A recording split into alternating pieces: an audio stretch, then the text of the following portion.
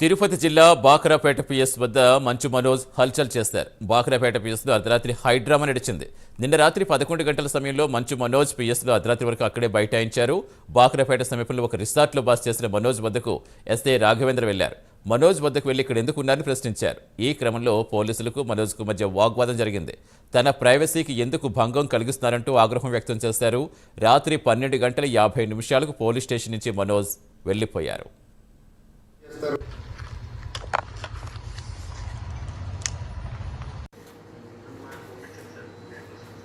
కోర్టుకి ఇస్తాను సార్, మీకు ఎందుకు ఇస్తాను సార్? ఇప్పుడు మీరు తప్పులు ఉన్నప్పుడు నేను ఎందుకు మీకు ఇస్తాను?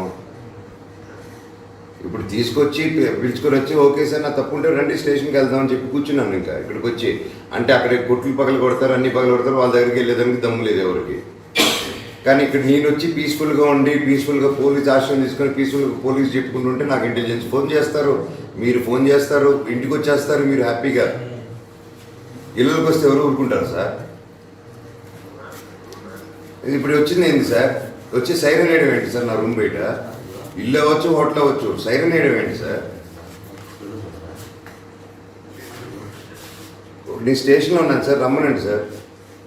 ఎస్ఐ గారు ఇక్కడి వరకు వచ్చి సడన్గా ఏదో కాల్స్ వచ్చింది, ఆయన వరకు ఆగిపోయాడు.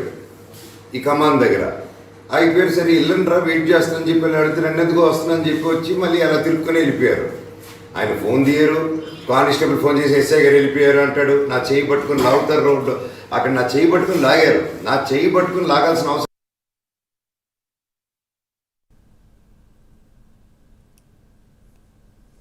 పూర్తి సమాచారం ఇచ్చేందుకు మా కరెస్పాండెంట్ రవివర్మ జరుగుతున్నారు. గుడ్ మార్నింగ్ రవివర్మ, అసలు ఏం జరిగింది? మంచు మనోజ్ చెప్పింది విన్నాం, అసలు ఏం చెప్తారు? పోలీసులు ఏం చెప్తారు? ప్రస్తుతం మనోజ్ ఎక్కడున్నారు? Good morning Satish. రాత్రి జరిగినటువంటి ఘటనతో మంచు మనోజ్ తిరిగి రిసార్ట్ లోనే ఉంటున్నారు. ప్రధానంగా అంటే గత 4 రోజులుగా మంచు మనోజ్ తిరుపతికి వచ్చిన క్రమంలోనే విద్యానికేతన్ కళాశాలలో ఉన్నటువంటి తన తల్లి గృహానికి వెళ్లేందుకు ప్రయత్నించగా అడ్డుకున్నారు. దాంతో మంచు మనోజ్ విద్యానికేతన్ పోకుండా తన మిత్రుడు రిసార్ట్ ఒకటి ఉండేది బాకాపేట కనుమ సమీపంలో, ఆ రిసార్ట్ లో స్టే చేస్తున్నారు.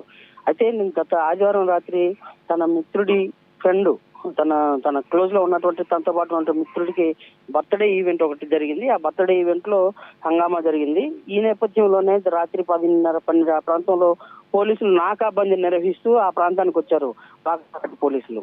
అయితే ఇంతమంది గుంపుడు ఉండడాన్ని చూసినటువంటి పోలీసులు అందరినీ బెదిరించి ఫంక్షన్ అయిపోయిన తర్వాత వెళ్ళిపోవాలి, ఎందుకు ఉంటున్నారు ఏమనేసి అని కొద్దిగా వాదించారు. ఈ నేపథ్యంలోనే పోలీసులకును మనోజ్ కి మధ్య వాదోపవాదాలు చోటు చేస్తున్నాయి. ఈ క్రమంలోనే మీరు అల్లరి ఎక్కువ చేస్తున్నారు, అయితే అరెస్ట్ చేయాల్సి వస్తుంది, స్టేషన్కి రండి అని చెప్పేసి ఎస్ఐ చేయబట్టుకుని లాగే ప్రయత్నం అయితే చేశాడు మనోజ్ ని. ఈ నేపథ్యంలో మీరు వెళ్ళండి మేము వస్తామని చెప్పేసి మనోజ్ చెప్పడంతో సరే ఇక్కడ ఉంటే ఖచ్చితంగా అరెస్ట్ చేస్తాము, లేదంటే మీరు అందరూ డిస్పాచ్ కావాలి, ఇక్కడి నుంచి ఉండకూడదు అని చెప్పేసి ఎస్ఐ ఆదేశాలు జారీ చేశారు. దాంతో అక్కడి నుంచి పోలీస్ స్టేషన్కి వచ్చినట్టు మనోజ్ తన మిత్రుడిని కూడా తీసుకొచ్చారు పోలీస్ స్టేషన్ కి. దాంతో మిత్రుడితో పాటు మనోజ్ కూడా పోలీస్ స్టేషన్కి వచ్చాడు. తన మిత్రుడిని విడుదల చేయాలని చెప్పేసి, అలాగే మేము అక్కడ ఏం తప్పు చేయలేదు, ఎందుకు మమ్మల్ని తీసుకొచ్చారు, ఎందుకు రమ్మన్నారు, మమ్మల్ని చేయబట్టి ఎందుకు లాగారు, కారణాలంటే నాకున్న స్వేచ్ఛను కూడా మీరు హరిస్తున్నారని చెప్పేసి పోలీస్ స్టేషన్ లో గట్టిగా వాదించారు.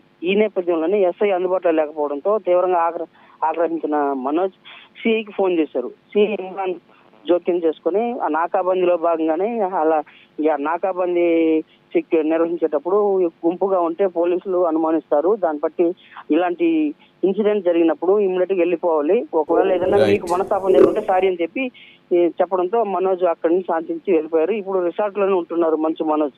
ఇది ఇన్సిడెంట్ అంటే కేవలం సెక్యూరిటీ పర్పస్ రేంజ్లోనే ఎక్కువ మంది గుంపు ఉండరాదు అని చెప్పేసి నాకాబందీలో భాగంగానే పోలీసులు తనిఖీ చేశామని చెప్పేసి సిఐ పేర్కొంటున్నారు మన సతీష్. Thank you Ravi Varma.